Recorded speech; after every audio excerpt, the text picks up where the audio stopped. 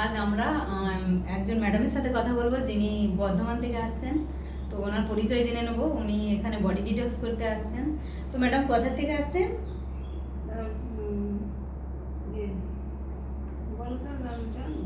বর্ধমান। থেকে আসছেন।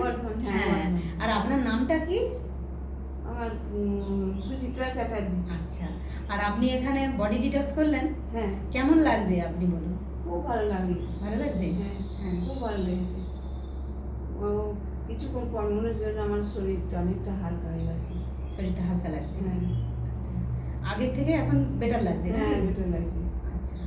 তো এরপরে কি আপনি আবার আসবেন যে এটা বডি ডিটক্স করতে? নিশ্চয়ই প্রয়োজন হলে তো এখানেই আসবো। একদম। হুম। তো সবাইকে জানাই যে এই ম্যাডাম উনি কি করেন, মানে স্ট্রোক হয়ে গেছিলেন। ওনার স্ট্রোক হয়ে গিয়ে উনি কি হয়েছেন ভুলে যাচ্ছেন। এই যে এখন জিজ্ঞাসা করলাম যে আপনি কোনখান থেকে আসছেন, ওটাও উনি মনে রাখতে পারছেন না। তো উনি এসেছিলেন, পুরো কেমন দেখাচ্ছিলেন। এখন আপনাকে ভালো লাগছে না? যে উনি বলছেন যে আমি এখানে আসার পরে নিজেকে মনে হচ্ছে আমি অনেকটাই ভালো লাগছে। So thank you. যদি এরকম কোনো কারোরই সমস্যা থাকে তো অবশ্যই আমাদের সাথে যোগাযোগ করবেন। Thank you so much. হ্যাঁ, আমি তো আসবো। এবার আশেপাশে যারা আছেন তখন বলবো যে এরকম গিয়েছিলাম, এরকম হয়েছিল। সে 5 জনকে বলাও যাবে।